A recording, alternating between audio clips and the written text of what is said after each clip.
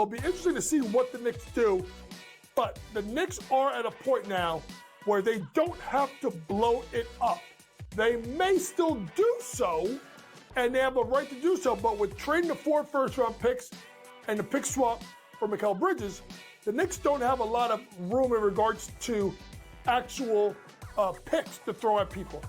Betting above the rim, only on SportsGrid. No one is going to pick Indiana. No one's going to pick Indiana to make it close, honestly. Like, you could get tremendous odds if you pick OKC in 7. I think that taking the series over 5.5 games, the last 2 NBA Finals series ended in 5. I think this one goes 6. I think the Thunder will get the job done, but I think the Pacers are just too strong of a team and too talented of a team and too deep of a team to lose in 5 or fewer games. NewsWire, only on SportsGrid. The Knicks really got past that playoff dragon for them that really stood in their way. So for the New York Knicks to be the Celtics and then an outright favorite to win the Eastern Conference Finals, that's where the disappointment is. The goalposts got moved, right? Because when you went into the Celtics series, a lot of Knicks fans said they weren't going to beat it. This, I'll say this is more unprecedented than the 99 run when they were the 8 seed. The Early Line, only on SportsGrid. Face is the new face. New face of what? The hell are you talking about? Like seriously. Oh, the new face of the NBA, Anthony. Yeah, okay. You know what I mean? Like, really? Guy's got 2 shots. You're the face of the NBA. Slow down. He's a good player.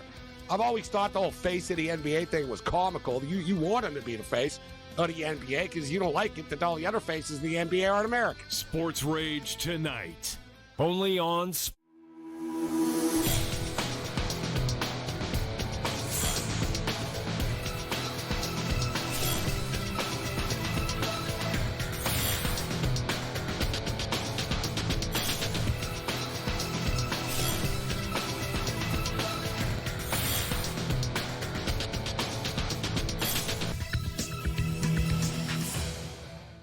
Good morning. Welcome to NewsWire here on SportsGrid, and welcome to the Stanley Cup Finals. We'll have a full preview of tonight's Game 1 of the best of 7 between the Panthers and Oilers. Joe Madden will join us later in the show to give us a full preview. In addition, some big news in the National Basketball Association yesterday. We'll break that down. Simon Applebaum has the very latest on streaming. We have everything else covered for you, including soccer, World Cup qualifying going on this weekend and next as well. Stay with us here on the grid because Kyle Bonn will join us on the program here on this Wednesday, midweek edition. And a good thing that we've got some games to talk about. You know, I love Major League Baseball. It's what I cover every single day. But, man, it is great to have the Stanley Cup Finals begin tonight. So let's take a look at the rematch, Oilers and Panthers. If you didn't remember what happened last year, let me give you a reminder. Last year, the Panthers were the favorites. They went up 3-0 in the best of 7 series. And then the Oilers stormed back to tie it at 3, which is something you never see. And then the Panthers won in Game 7. The Oilers right now are slight favorites over the Cats to win the Cup, probably because they have 4 of the 7 games at home in the championship. And tonight they're minus 132 on the money line. Panthers are plus money. Total is 6.5. We have all the action covered for you. Preview on Scott Farrell's show later today, and then coverage on In-Game Live as well. Surprise in the National Basketball Association, too many. You just can't be a coach in the NBA unless you win a championship, because otherwise you're going to get fired. I guess I got to say I'm a little stunned here. Tom Thibodeau led the Knicks to the Eastern Conference Finals, made the playoffs 4 or 5 years, got fired yesterday. What does it take to keep your job in the NBA? His record was good, too. 226 and 174, 4 playoff appearances. I guess not great in the playoffs. Maybe that's why. I don't know. It's kind of hard for me to figure out. Some speculation that Mike Malone, of course, took Denver to a championship and won. Maybe he becomes the next head coach there. But Thibodeau basically has success wherever he goes. Maybe he doesn't win a ton of championships, but my gosh, it is a tough business being a head coach in the National Basketball Association. All right, the battle between New York and LA, part 2, Mets and Dodgers again last night. Max Muncy, who's had a tough year, had a big game, 2 home runs. Freddie Freeman also an RBI double. 6-5, they win in 6 innings. This is despite a difficult start for left-handed pitcher and future Hall of Famer Clayton Kershaw, who threw 4 2/3, gave up 5 earned runs. Dave Roberts broke down his start after the game.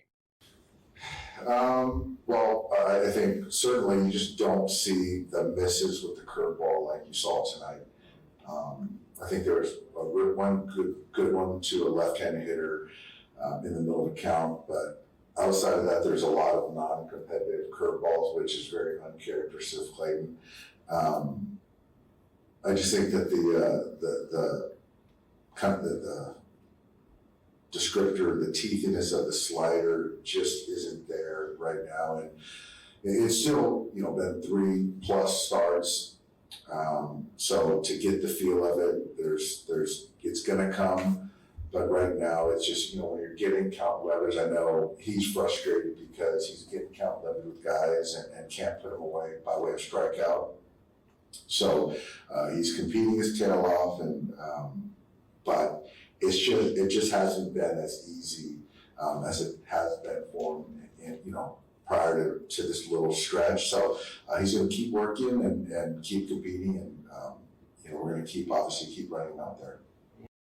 Meanwhile, the New York Yankees got back Jazz Chisholm Jr. yesterday, delivering immediately in a win over the Cleveland Guardians. 3-2 the final. Carlos Rodon, 7 innings pitched, 1 earned run. He's been fantastic over his last few starts, just 1 run in his last 20 games. Jazz, after the home run and after the return, talking about wanting to bring that championship back to the Bronx. I just want to win. I want to ring. We have a lot of great guys in here, and I've really valued teamwork my whole career. All I think about is being a team guy, and I did it in Miami, where I moved from second base and went and played center field. Came over here, didn't play second base, played third base, and started off the season this year at second base, went back to third base again. So for me, it's just I want to win, I want to help my team win, and I'm not gonna lie, this is my favorite organization I've ever been a part of. So I definitely want to help this team win. Is there any challenge to making those switches? Mentally, yeah, but at the same time, this is what you got these guys in here for. You got Judge, you got Volpe, and they come and talk to you. And when you have such a good relationship with the manager, I mean, you don't mind doing anything for a guy that you have a good friendship with. You know what I mean? Great game last night for Michael Busch of the Chicago Cubs. A big day, 8-3 win over the Nationals. He had his 9th home run of the season. He drove in 3 runs. He finished 1 double shy of the cycle. And after the game, Craig Counsell talked about looking out for Busch when he gets hot. Just get out of the way. Michael Busch again, what'd you see from his at-bats tonight? I think this is, when Bushy gets hot, you kind of see this just every at-bat, tough at-bat. I think he was on, I don't know I can't remember the last at-bat on Saturday, but 8 straight. I know he was on all 4 times on Sunday, and then the first 4 times tonight. So just really good at-bats. And in the 5th, I thought, that was the inning where we just had good at-bats. There's a lot of 3-2 counts, getting to the next pitch, drawing a walk, getting a base hit, taking advantage of, some defense. So that was the inning that we took advantage of things, but it was brought on by really good at-bats. With Busch, when he is in these hot stretches, how much of it is not missing mistake pitches, his approach, combination of factors? Yeah, I think, he's always patient, and I think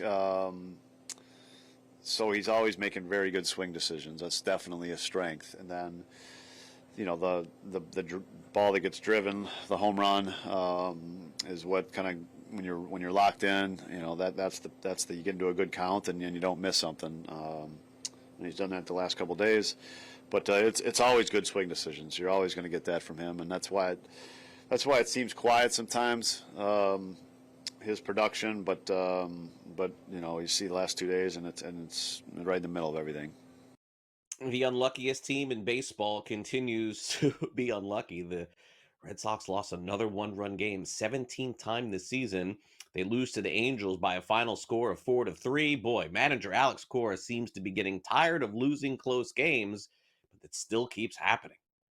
How much are these close losses, eating at you, frustrating?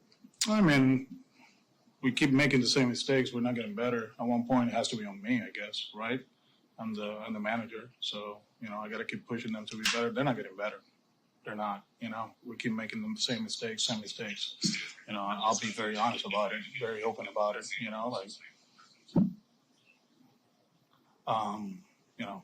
You get frustrated, but at one point it's like, okay, what are we gonna do? What's gonna change? Because we keep doing the same thing. We can keep talking about one-run losses. They're 17, 18, whatever it is, and it's the same thing. So, is it effort, preparation, like Duke said, attention to detail? I have no idea now. I watched that game. I was like, wow, this is real. It's frustrating. Tough couple of months for the Red Sox. Meanwhile, the Phillies win yesterday over the Blue Jays. Final score was 8-3. Trey Turner hit 2 home runs. Bryce Harper also went deep as well. The Reds finally beat the Brewers. Their 8-game winning streak is over. TJ Friedl made a great catch in the end. Reds win 4-2. Also, Manny Machado had 4 hits and a 2-run single. It tied the score with 2 outs in the 9th inning. Padres beat the Giants 3-2. And also Lance McCullers Jr., man, he's been great since coming off the injured list. Outdoes Paul Skeens' first win since 2022. And the Astros beat the Pirates by a final of 3-0. We'll just skip over the Rockies and Marlins, if you don't mind, because coming up next, we're going to talk some soccer here on the show. Kyle Bonn will join us from Sporting News. World Cup qualifying getting underway. We'll be right back.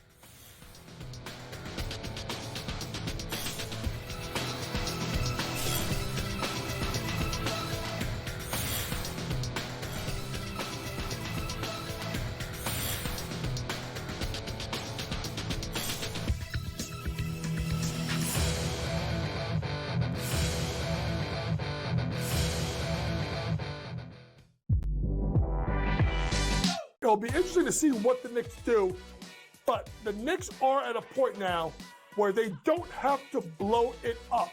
They may still do so, and they have a right to do so, but with trading the 4 first-round picks and the pick swap for Mikal Bridges, the Knicks don't have a lot of room in regards to actual picks to throw at people. Betting above the rim, only on SportsGrid. No one is going to pick Indiana. No one's going to pick Indiana to make it close, honestly. You could get tremendous odds if you pick OKC in 7. I think that taking the series over 5.5 games, the last 2 NBA Finals series ended in 5. I think this one goes 6. I think the Thunder will get the job done, but I think the Pacers are just too strong of a team and too talented of a team and too deep of a team to lose in 5 or fewer games. NewsWire, only on SportsGrid. The Knicks really got past that playoff dragon for them that really stood in their way. So for the New York Knicks to be the Celtics and then an outright favorite to win the Eastern Conference Finals, that's where the disappointment is. The goalpost got moved, right? Because when you went into the Celtics series, a lot of Knicks fans said they weren't going to beat it. I'll say this is more unprecedented than the 99 run when they were the 8th seed. The Early Line, only on SportsGrid. Face is the new face. New face of what? The hell are you talking about? Like seriously. Oh, the new face of the NBA, Anthony. Yeah, okay. You know what I mean? Like, really? Guy's got 2 shots. You're the face of the NBA. Slow down. He's a good player. I've always thought the whole face of the NBA thing was comical. You want him to be the face of the NBA because you don't like it that all the other faces in the NBA aren't American. Sports Rage tonight, only on SportsGrid.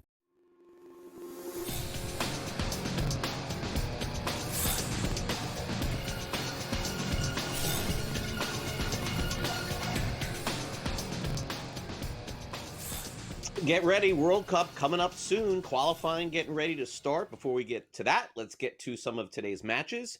On the pitch with Kyle Bonn, courtesy of Sporting News. Kyle, great to have you back here on the show. And we better get to this here because we got a match here coming up. It looks like at 3 o'clock Eastern, UEFA Nations League semifinal. Again, hard for me to keep up with all these different soccer leagues, but needless to say, obviously these are 2 very good teams here between Germany and Portugal. So set us up here with what's at stake and how they move forward. Yeah, well, we've got an even better one tomorrow. We'll get to that in just a bit. But for this one, a very intriguing game. Germany and Portugal, quite evenly matched. It has chaos potential really on both ends of the spectrum. Obviously, this one could end 5-4. Both these teams have good attacking talent. But I could see this being a 1-0, 2-0 game, even a 1-1 draw as well. So kind of hard to tell where the game flow will be here. Germany are missing both Jamal Musiala and Antonio Rudiger. So on both ends of the pitch, they're missing some key players. Florian Wirtz, though, will be the standout player for Germany. Liverpool fans will be intrigued to watch him in this game because there's a lot of rumors that he could be a new Liverpool player this summer in just a few weeks. You can get Cristiano Ronaldo to score anytime in this game at plus 190, which is so tempting because famous players like that, especially attackers, have often very low odds to score just because of the popularity.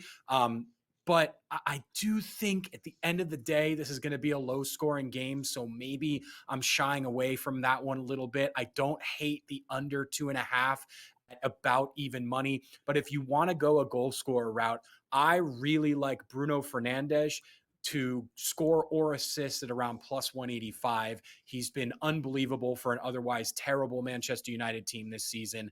Really pulls the strings well, can do it all in midfield. And I think he'll be really important to Portugal. And I think Portugal will ultimately advance in this game. Germany just have a couple too many injuries and just can't quite put it together just yet at the highest level in the biggest games. And you like the plus 280 there, Kyle. I mean, that's a big one there.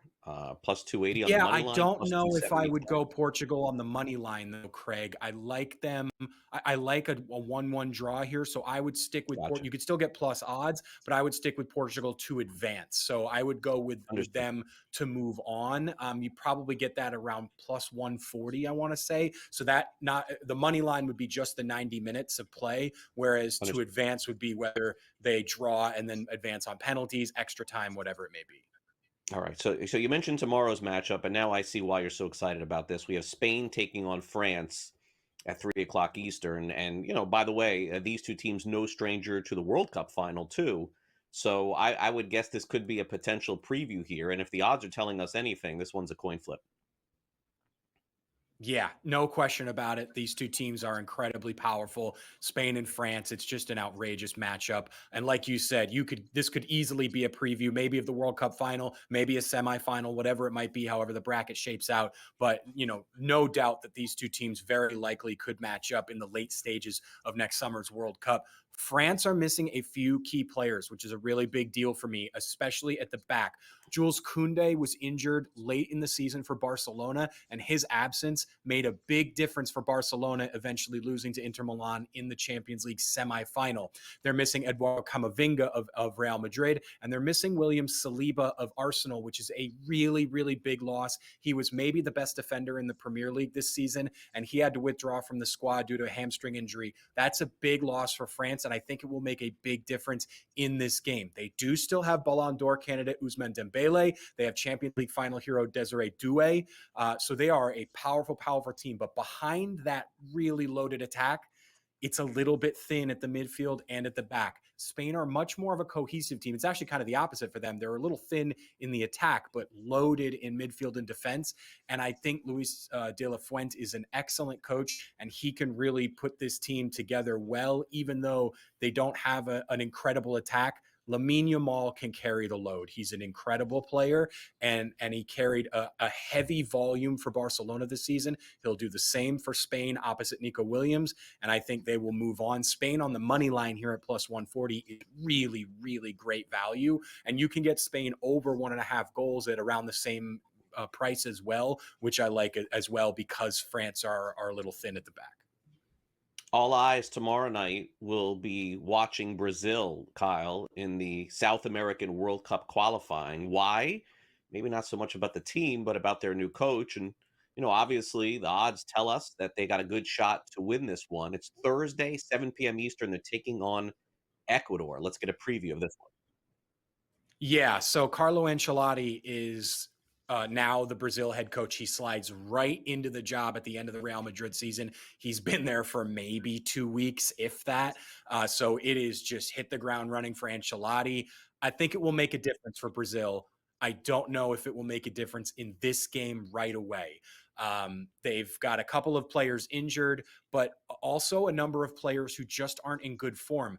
Vinicius Jr. comes over from Real Madrid. Ancelotti knows him well. He did not have a good season. He was not really able to gel well with Kylian Mbappe at Real Madrid, and he's been really, really bad for Brazil in his career. It's a stark contrast to the levels that he's reached at his club. He has 4 career international goals so far to his name, Vinicius Jr. It's incredible how poor he's been for Brazil. And Brazil have been poor throughout this World Cup qualifying. They sit in 4th in the table. Ecuador is 2nd.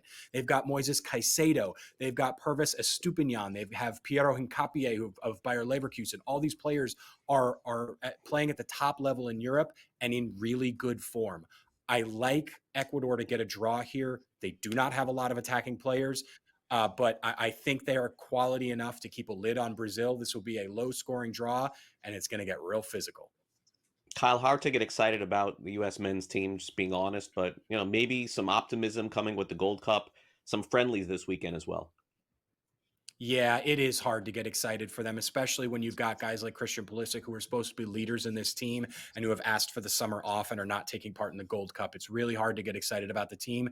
And it sometimes feels like the coach is maybe not taking these games seriously enough, even though they only have a few chances to put it together. They have to have a good performance this summer if they want to have any faith from the fan base in a good performance in the World Cup coming up. All right, Kyle, enjoy the matchups this weekend. We'll catch up again next week. Thanks for coming on. Thanks, Craig. Stanley Cup Finals gets underway tonight. Panthers and Oilers. Joe Madden gives us a preview and picks a winner to raise the cup.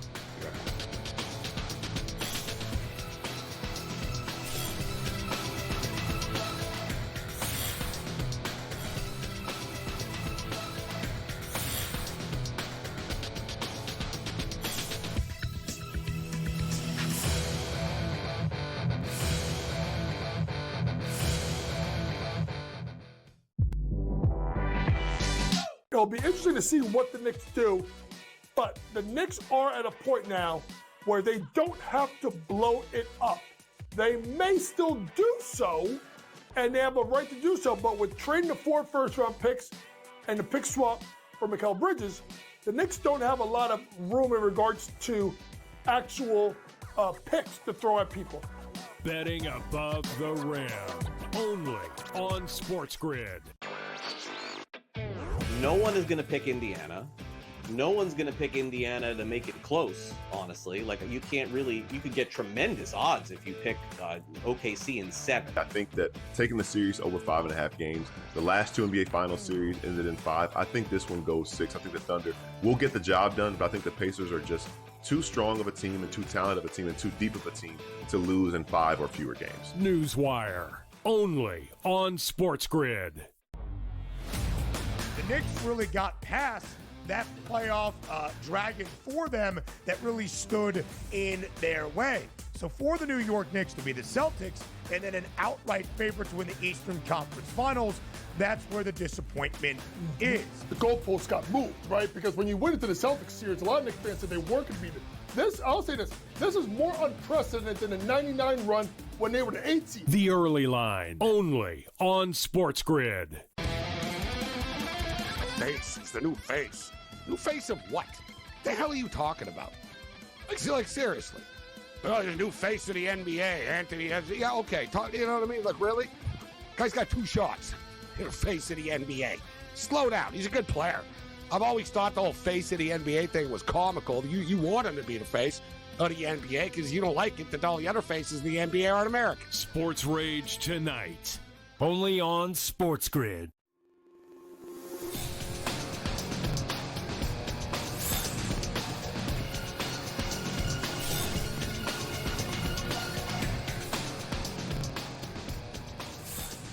Okay, the chase for the cup is coming to an end. In about a week and a half, we're going to know who the Stanley Cup champion is. But of course, Joe Madden already knows who that's going to be. She joins us now to break down the Stanley Cup Finals, which begins tonight. And Joe, here we go again. I got to wait till the weekend in my neck of the woods to catch games 1 and games 2 here in Sunrise. So it begins this evening in Edmonton. I do like when they drop the puck here, 8 o'clock Eastern. That's not bad. Not as bad as the finals. Starts at 8:30. Yikes. Oilers minus 130 to win tonight. Total 6.5. Oilers slight favorites to win the series.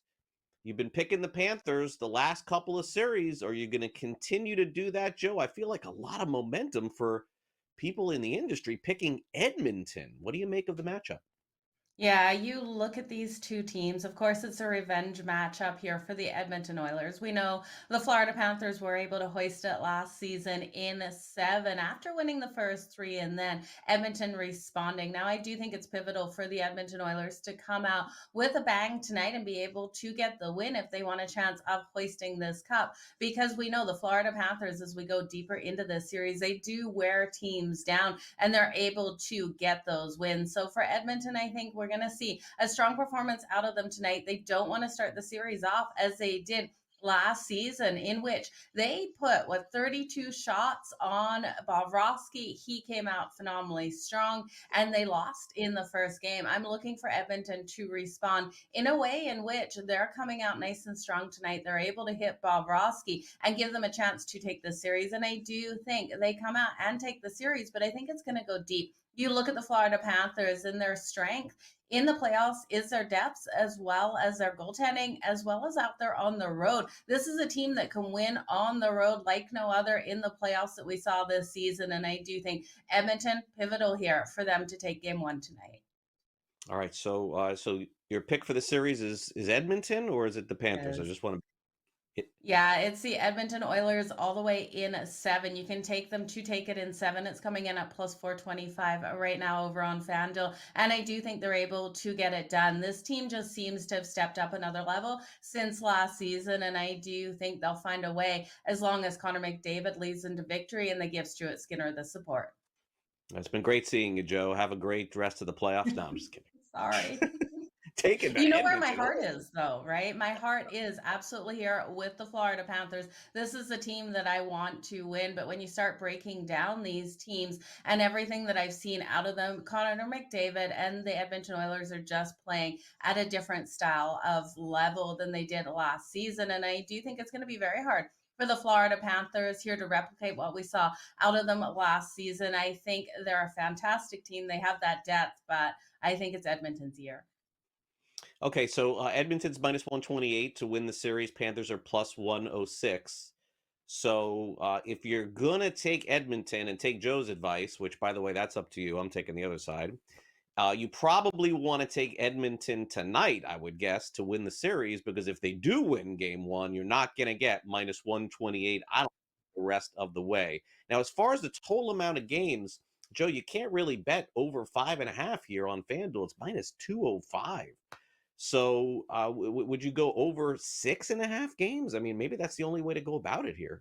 Yeah, absolutely. This isn't going to be easy for either of these teams. I do expect those tight battles out there. So I took Edmonton to win it in 7. That's coming in at plus 425. You can take the over 6 as well. And you're going to get just a similar price, probably 2-1, just because you're not picking a winner within that. But this is going to be deep. Both of these teams have so much talent out there on the ice. We know the Florida Panthers are absolutely going to bring it. They're the reigning Stanley Cup champs for a reason. This team just gets stronger and stronger each and every single game. So my heart is completely with the Florida Panthers. I would love to see them get the repeat. I love Matthew Tkachuk, Sam Bennett, Sam Reinhart out there, but I just think it's Connor McDavid and the Edmonton Oilers year.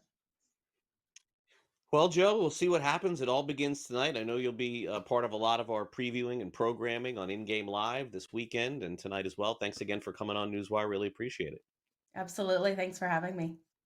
All right, Joe Madden breaking it all down. I mean, look, I can't agree, but she's got a better opinion than me on this stuff. So we'll see what ends up happening. But again, last year was probably the craziest Stanley Cup final we've ever seen. For a team to go up 3-0. I mean, that Connor McDavid video of him yelling at his teammates in the locker room, that thing is going to live forever. Maybe that's why a lot of people are taking Edmonton this time around. All right, coming up next, we've got Pat Evans in the house from Legal Sports Report. The battle for sweepstakes and casino betting continues. We'll have the very latest with Pat from Legal Sports Report. We return here on NewsWire right after this quick timeout. So don't go away. We'll be back after this.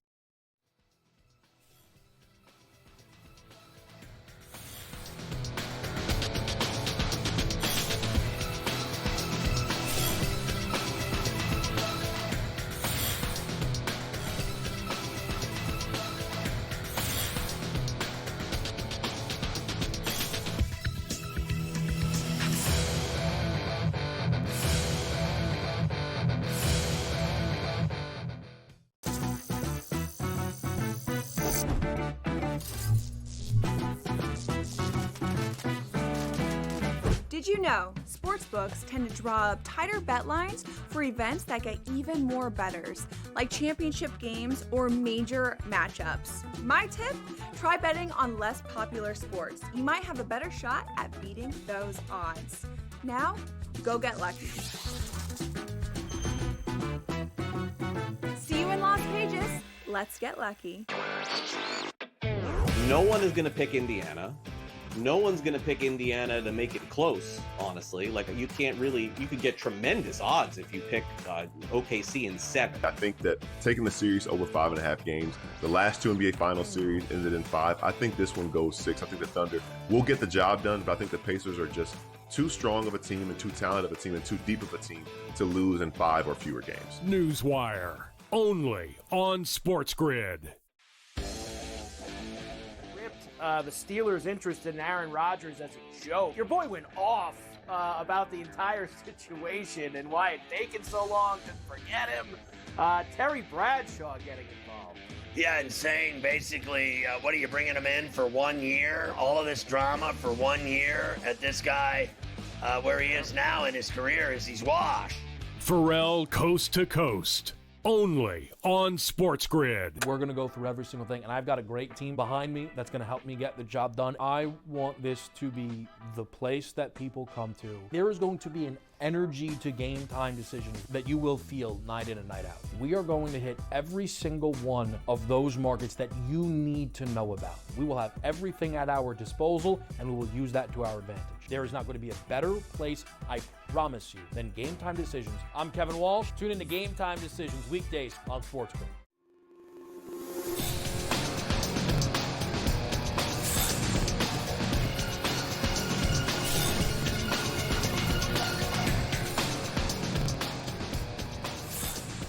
Welcome back to NewsWire here on SportsGrid. Let's bring in Pat Evans from Legal Sports Report for the very latest around the country. Seems like it's the same topics, but just different states that we cover here for you on NewsWire, Pat, with these prediction markets and these sweepstakes contests. I mean, I give these companies a lot of credit. You know, they see all the money these sports books are making, and, you know, they're like, all right, well, I mean, if some of this stuff is not going to be legal in our state, you know, let's try and do something similar but not the same. And, Pat, they just keep pulling it off in a lot of states. But at least in Louisiana, not surprisingly, with how strict they've been on some of the online casino, online betting, they're not going to allow this, at least for the time being. Yeah, so I guess to your point, over the last couple of years when I come on, there's kind of an annual topic that does just come up and up because of the way, you know, people outside the sports betting, just the main leaders, the FanDuels, DraftKings, BetMGM, Caesars, are looking at it and to, like you said, see a lot of money on the table, especially in the markets that maybe don't have legalized sports betting. And so you've seen, you know, a couple of years ago it was DFS 2.0, where DFS operators started offering parlay sports bets, for lack of a better term, because they found ways to legally offer that in the way things were worded. Last year, it was sweepstakes, and that's what we'll be talking about in a second. And this year's the prediction markets, which are federally regulated by the CFTC. And you've seen some state regulators say, hold on, you can't do that here. Then we've seen lawsuits pop up, and those lawsuits so far have said, nope, that's okay. It's federally regulated. So there you go. So yeah, there's all these kind of like siloed sports betting options that aren't actually sports betting, but are. It's confusing. Sweepstakes, of course, is kind of, again, it's a gray area. And finally, you've got legislators looking at it to say, okay, maybe this isn't okay. Maybe we should tighten these up. Maybe we shouldn't. How do we handle it? And if you're not familiar with it, they're kind of through, you know, they do offer free to play casino and sports betting options that you can kind of just play around with and, you know, whatever. But you can also buy special coins that you can then use in a casino and sports betting setting. And then if you win, you can turn around and exchange those for real money. And so that's where the gray area is. And now, you know, kind of as in any issue, whether it's sports betting, online gambling, infrastructure, what have you, legislators are kind of slow to get to actual issues. And so now we're actually talking about sweepstakes, even though this was the topic du jour last year.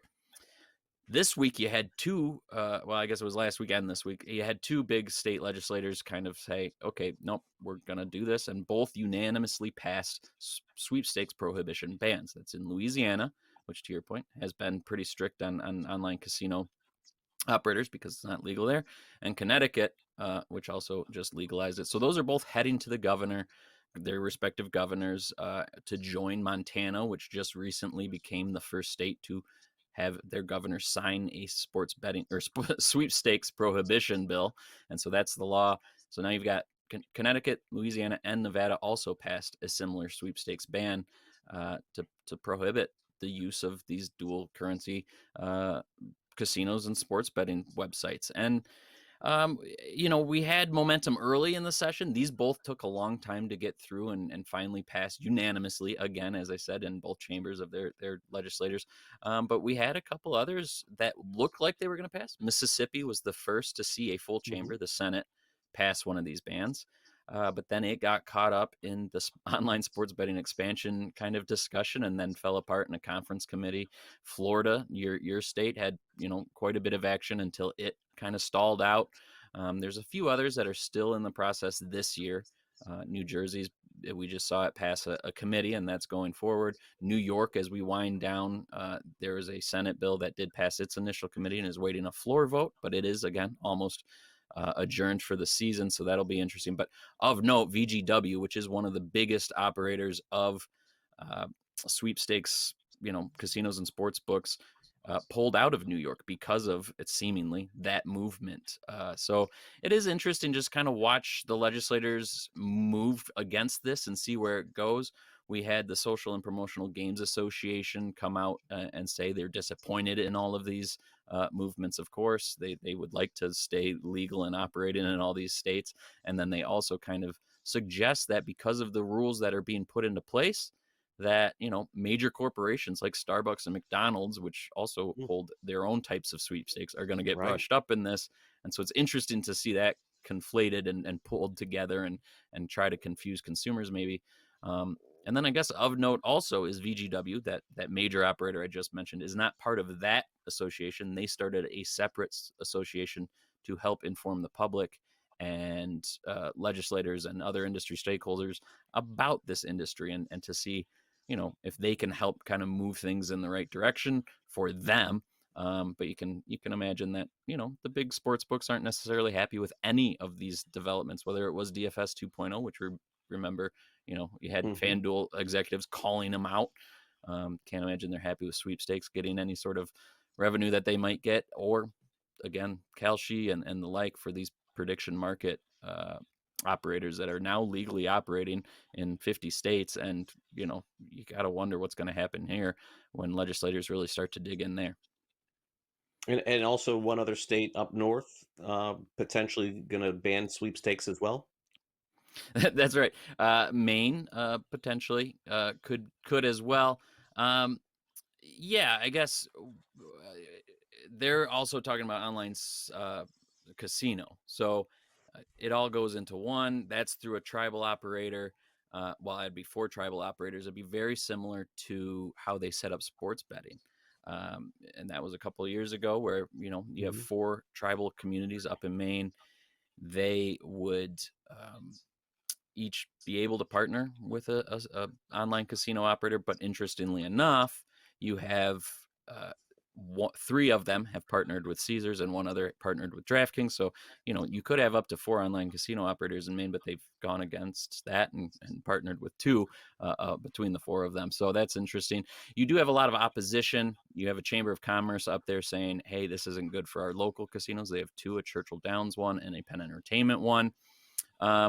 So yeah, we'll see what happens up there. Penn Entertainment has come out against it. Churchill Downs has come out against it. Even the fiscal note on that has said that it could hurt the physical casinos, but it'll be an overall win because it does potentially create more revenue for the main tribes, and then also 16% tax to the state. So while it may kind of hurt the revenue of the physical casinos, it could do that. So we'll also see what happens in Maine when it comes to sweepstakes as well. As we see more and more states talking about online casino, which, we're talking more and more about every week, it could ultimately spell an end to many of the sweepstakes operators as well. Yeah, Pat, kind of going off the beaten path here. This sort of reminds me, and I know that you've mentioned like DFS 2.0. Pat, it almost reminds me of DFS 1.0. Like when they started launching, when FanDuel and DraftKings started launching the daily fantasy contests, I remember hosting shows where there was some debate as to whether or not it was sports betting, and there were some people who actually thought it was. And I remember working on, I think it was on SiriusXM at the time, and being told, "Hey, look, this is not a form of sports betting. This is, a game of skill, etc." And I just wonder if this is going to be the same for prediction markets. And I read that other article on another website, and it seems to me, I don't know if they're going to gain traction for this and be able to stay, but I feel like the Supreme Court at some point is going to get involved in this one. I do assume the Supreme Court's get in on the prediction markets, but I mean, yeah, DFS 2.0, right when that was the big topic of the year, to your point, was, they just said we're just living on the history of DFS and the history of innovation, and we're just innovating the product and finding where we can operate. And same thing that the original DFS operators, FanDuel and DraftKings, led and did, and here you are, there they are. So we'll see what happens to all these kind of new entries into this industry and what their innovation can, and if it can sustain. All right, Pat, have a great rest of your week. Thanks again. Thanks as always, Craig. NBA Finals preview from a ratings perspective. Simon Applebaum joins us.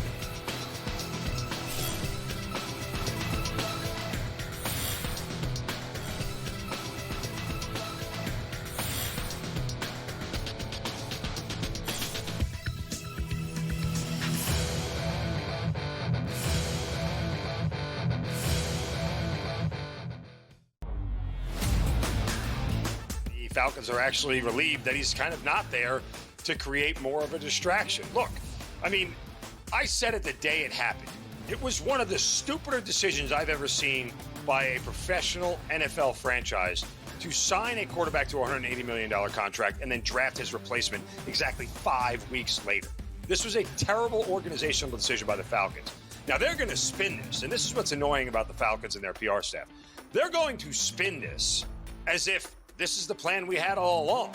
This is the plan that when, Kirk Cousins either got hurt or didn't play well or got too old, we were going to have Penix come in. And guess what? The new plan is now we're going to keep Kirk Cousins as a backup. So if Michael Penix gets hurt, we told you so. We were right for keeping him on the roster. We were smart for keeping him here. No, this whole thing has been an abject disaster. The Early Line, only on SportsGrid. The game is on. The stakes are high. But the action isn't just on the field. He's rearranging that roof. Get it inside! SportsGrid's in-game live. Your ultimate second screen experience. Just a little flyer, couple of 15.5 point live line. Every prop, every play, every day. Anything can happen. That's complete chaos. It's smarter to be on SportsGrid.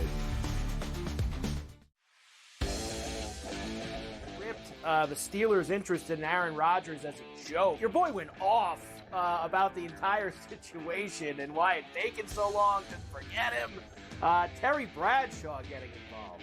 Yeah, and saying basically, what are you bringing him in for 1 year? All of this drama for 1 year at this guy, where he is now in his career is he's washed.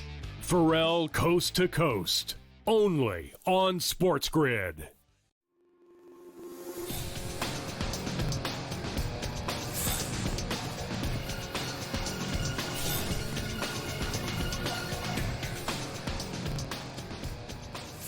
All right, welcome back to NewsWire. Simon Applebaum is with us from the podcast. Tomorrow will be televised. He'll tell us how many people were watching the NBA playoffs and maybe how many people will be watching the NBA Finals. Simon, it's great to have you back here on the show. All right, so let's get caught up here. Postseason viewership.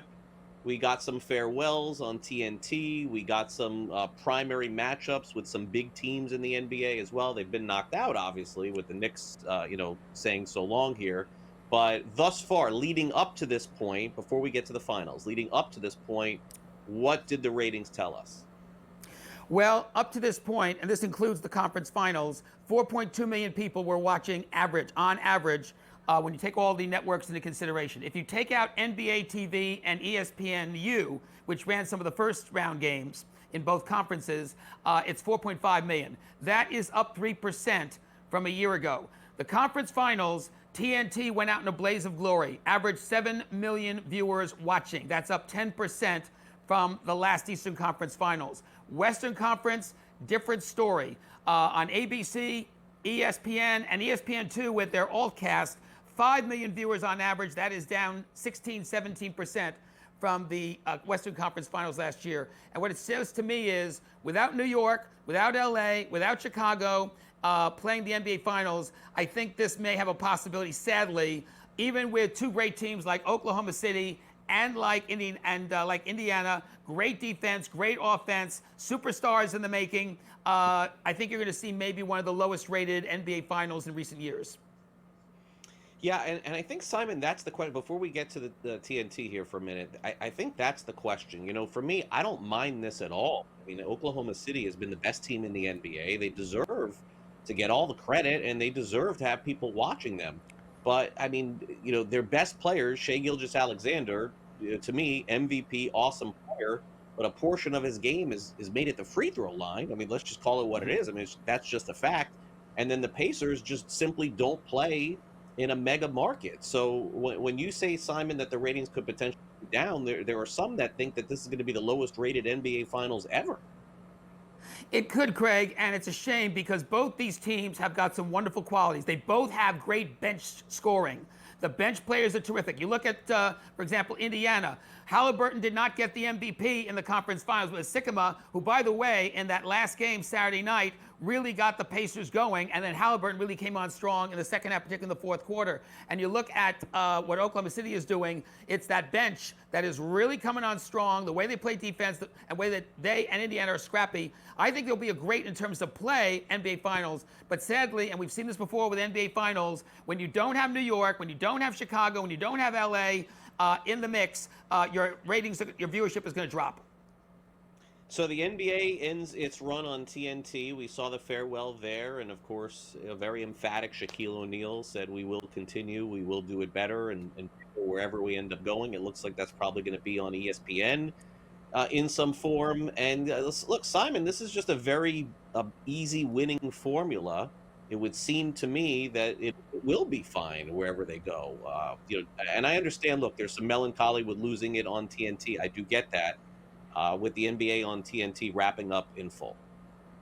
I do, and I have to say, I thought that Kevin Harlan and Reggie Miller and the Inside the NBA card, which, by the way, had 3.5 million people watching the final Inside the NBA on TNT, and Louis Silberwasser, the head of TNT Sports, who came out with a press statement afterward, I thought they handled it with a great deal of class. The NBA on TNT, I think, has been one of the great success stories of both the league and of cable television overall. It was TNT that really got the NBA going. It made All-Star Weekend big. It made the All-Star Game a big player, particularly over the last 10, 15 years. You also had great play-by-play people. Bob Neal, the late, great, underrated one. Dick Stockton coming off his work on CBS. Marv Albert coming off his work on NBC. And then in recent years, Kevin Harlan, Ian Eagle. And the last couple of years, Brian Anderson, who's really become, I think, a great new play-by-play star, and Spiro Ditas. I thought they all contributed, great analysts like Reggie Miller and Jimmy Jackson and John Thompson and so forth. TNT has nothing to hang their hat on. They had a great 36-year run.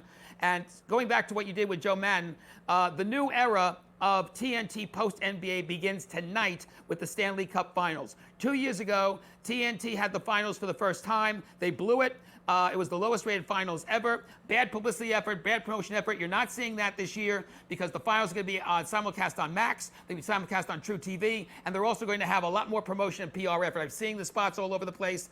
I think the finals have a chance this year, given the two teams playing, that I think the Stanley Cup Finals, maybe for the first time, is going to have an uptick in viewers. But anyway, congratulations to TNT for a fantastic run. And I'm thrilled that Inside the NBA, in some shape or form, will be back this fall on ESPN. The Indy 500 Memorial Day weekend, they took a new approach to streaming and broadcasting on this one, Simon. I mean, it has lost some luster, let's be honest. You know, over the last few years, NASCAR not at all, but the Indy race has. But it looks like some rebound is in store for them after the broadcast this past week. It was, Craig. We told you 2 weeks ago that Memorial Day Sunday was going to be Nevada for auto racing fans, with Fox getting the Indy 500 for the first time, the Coke 600 for the first time on Amazon Prime Video as part of a 5-race package. And don't forget the Grand Prix of Monaco, which a Formula One race, which has been a classic race on ABC's Wide World of Sports for years. That was on ABC. Fox, by the way, had a bonanza. 7 million people watched the Indy 500. Part of it was Alex Palou getting his third straight, back-to-back victory. That's the most people watching an Indy 500 race in decades. The Amazon Prime Video with NASCAR, I think, is even more important. We told you that they were going to do a very interesting thing with ads, picture-in-picture ads when the race is on, when they need to. However, they were going to have, when yellow and red flags were out, full ads. And people really appreciated that. The social media response was amazing. 2.27 million people watched it. By the way, 1 million on the post-game show. But here's the thing. You also had some interactive features, including the ability to shop the race for bargains with specific athletes. You also had recaps. If you came in late on the show, you got an instant recap of what was going on. I think Amazon may have come up with a blueprint of how they're going to move forward, not just with NASCAR, but also interactively with Thursday Night Football, with their Black Friday games, with their new Christmas Day NFL game after it, Netflix, and WNBA and everything else got coming in sports. Keep your eye on what they're doing with interactivity. This, I think, is a big blueprint for what's to come from Amazon and Prime Video. All right, Simon, enjoy the weekend. Thanks again for coming on NewsWire. Really appreciate it. You're welcome, Craig. Take care. All right, coming up next, some last licks. Celebrities weighing in on the firing of Tom Thibodeau. We'll have that. Another athlete getting threatened again by sports betting. Seems like that's a story. We'll wrap the show up next here on SportsGrid.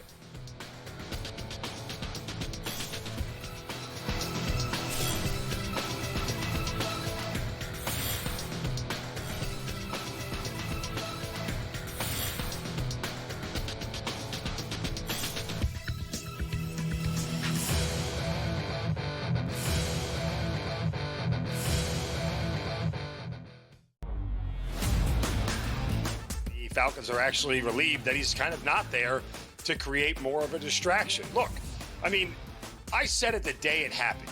It was one of the stupider decisions I've ever seen by a professional NFL franchise to sign a quarterback to a $180 million contract and then draft his replacement exactly 5 weeks later.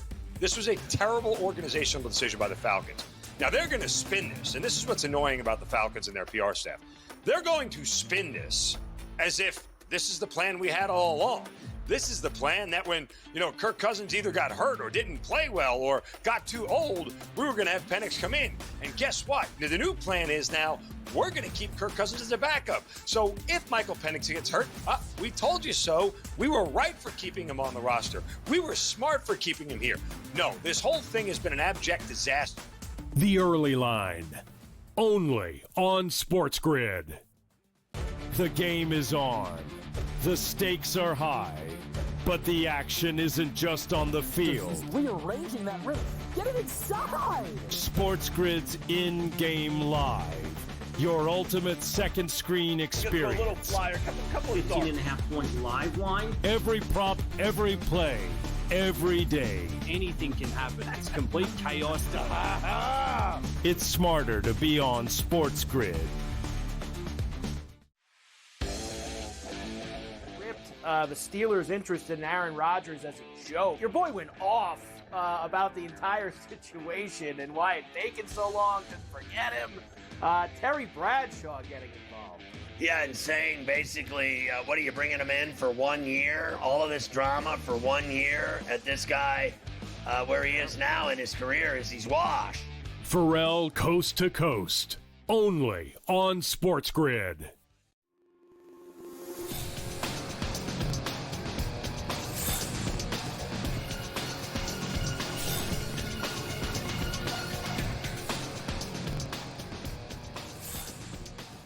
Welcome back to NewsWire here on SportsGrid. The Knicks are looking for a new head coach. Celebrities weighing in on that. A former boxer you may not have ever heard about is back in the ring. And also yet another player in pro sports being threatened by somebody who's betting on him. Okay, let's get to it all and wrap up the show with some last licks.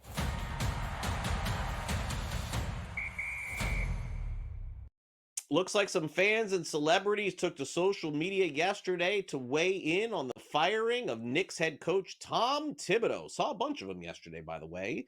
But one of them in particular caught my eye. That it is from actor and director, I guess now too. He would be a good director of a movie, of a show called Severance. That is Ben Stiller. Ben Stiller goes on social media, thanks Tom Thibodeau for his time as a member of the coaching staff and leading the way for the Knicks, leading them to the Eastern Conference Finals, and essentially just a couple of wins away from maybe playing for an NBA championship. Yes, this whole thing is just very bizarre to me, but good to see that he's got some backing here from Ben Stiller. And by the way, while we're on the subject of Ben Stiller, what is the most popular Ben Stiller appearance in a movie? What is the most popular? What would you say, Frank or Luke? I'll let my producers weigh in here and directors. What would you say Ben Stiller is most known for in his acting career? No answer from either of you? Okay, fair. I'm gonna go with the three approach. I'm gonna go with Something About Mary, definitely. I am gonna go with the Meet the Parents series and Zoolander. Those will be the three. Tropic Thunder? I didn't have that in my top three, Luke. Did I give a good top three though? Do you think I give? Yeah, I don't think I'm missing anything from there. Yeah, he doesn't even know who Ben Stiller is. Yeah, there you go. All right, he does not know who this next person is, but now, back in the heyday, and that wasn't even the heyday, honestly, of heavyweight boxing. Back when you used to pay attention to boxing, this is fair. There was a gentleman by the name of Oliver McCall. He was a very anonymous boxer going back probably 20, 30 years. But like a lot of anonymous boxers, if they catch a punch at the right time, you end up beating a champion. So Oliver McCall, many, many years ago, when Lennox Lewis was the champion, ended up beating Lennox Lewis in the ring. And then they had a rematch, and he was probably most known for the rematch because at one point during the fight, McCall refused to fight Lennox Lewis. He looked like he was like sobbing in the ring, and they had to call the fight off. It's boxing. Crazy stuff happened. McCall got his payday, and that's it. So I have not even heard his name in decades. This guy at 60 years old ended up having a fight with some 47-year-old recently, and it ended up being a draw. But yet again, Oliver McCall at the end of the fight, even at 60 or 59, whoever he is, did not throw a punch in the final 2 rounds of the fight. How do they keep... First of all, this poor guy should not be in the boxing ring, number one. Number two, how do they keep paying these guys to do this, whatever it is? Like, you're just putting these guys' health in danger at this point. Boxers at 50 and 60. I know Mike Tyson came back. That was a little bit shady. I personally thought in that fight too. But for those of you who remember Oliver McCall, that one's for you. I'm guessing a lot of people, younger people who are streaming this, have no idea who that is. It's fair. Okay, Lance McCullers Jr. is back in a big way for the Houston Astros. He looks like one of their top starters at this point. He's pitched very well his last couple of starts. He's been great. But if you may remember, when he came back off the injured list, he hadn't pitched in years and had a really bad start in his first one back in the early month of May. So Lance McCullers, he pitches, he goes on social media.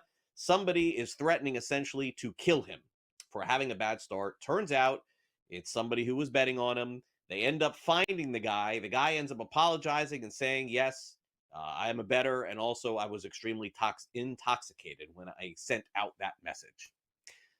Note to self, if you're going to bet, be sober when you're doing it. I just can't believe that people sometimes hit send on social media. Like, think before you hit the button. It's not that difficult. I go through it all the time. You know how many times on social media I get ready to send something and I just don't do it? Because I think about it, I'm like, what is the point?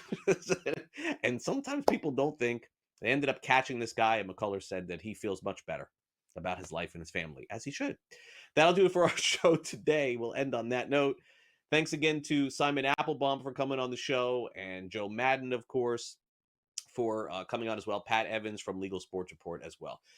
3 o'clock Eastern, we've got Pharrell Coast to Coast. That's coming up after Smiley's got an update on the latest in golf. And that's followed by Front Office Sports today from 6 to 6:30. Game time decisions following that. In-game live game day with a full update on tonight's Stanley Cup Finals. And I'm sure Gabe will be locked into Edmonton and Florida tonight. Thanks to Luke and Frank and the rest of our production team. I'm Craig Mish. Enjoy the rest of your day. See you back here tomorrow at 11 for our next edition